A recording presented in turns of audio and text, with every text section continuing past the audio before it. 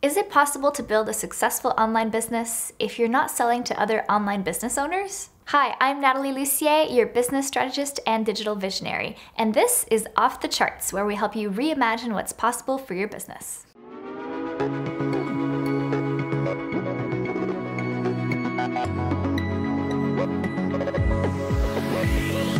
I'm going to tackle this topic head-on because it's something that I see so many people fall into when they first discover the wonderful world of online business. So you might be asking yourself, is it really possible to be successful as an online business owner if you don't teach other people how to have an online business? If you look around, it seems like all the popular and wealthy business owners are the ones who teach other people how to have an online business.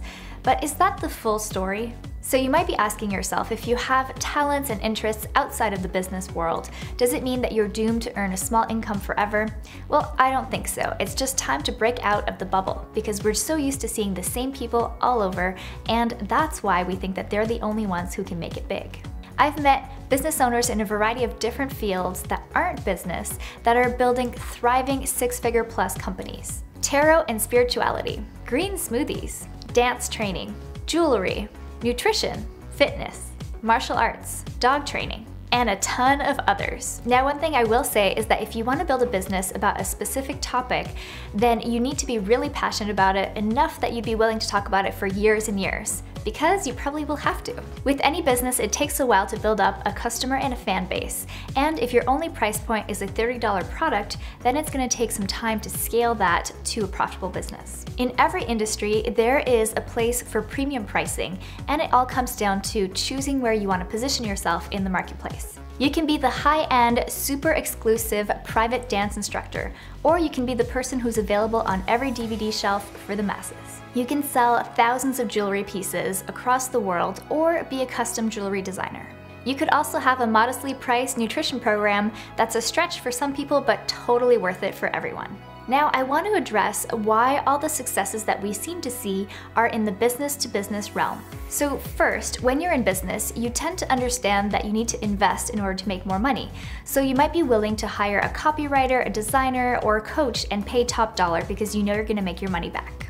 And that goes along with the idea that if you can sell money, then you can charge a lot more for your services. So for example, if you're selling somebody a method, a shortcut, or an idea that will help them make more money, then you can usually charge more for it.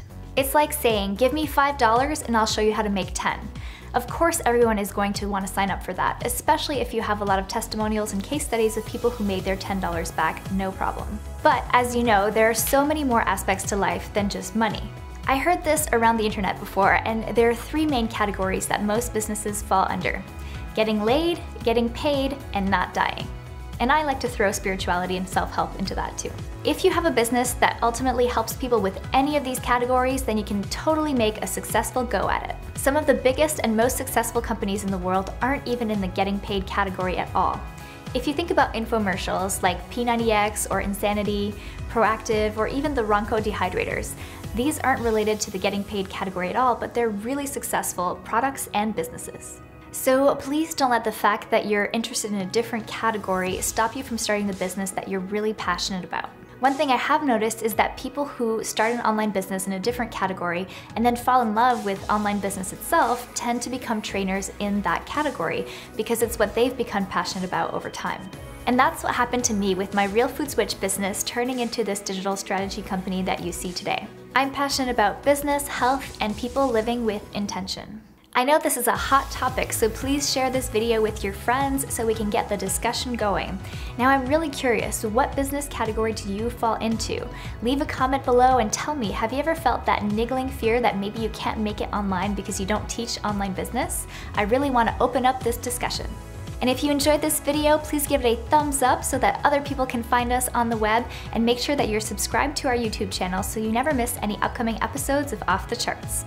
And you'll also want to head over to our free 30-day list building challenge, where we'll help you grow your business more in the next 30 days than you have in the last 3 months, starting with your email list.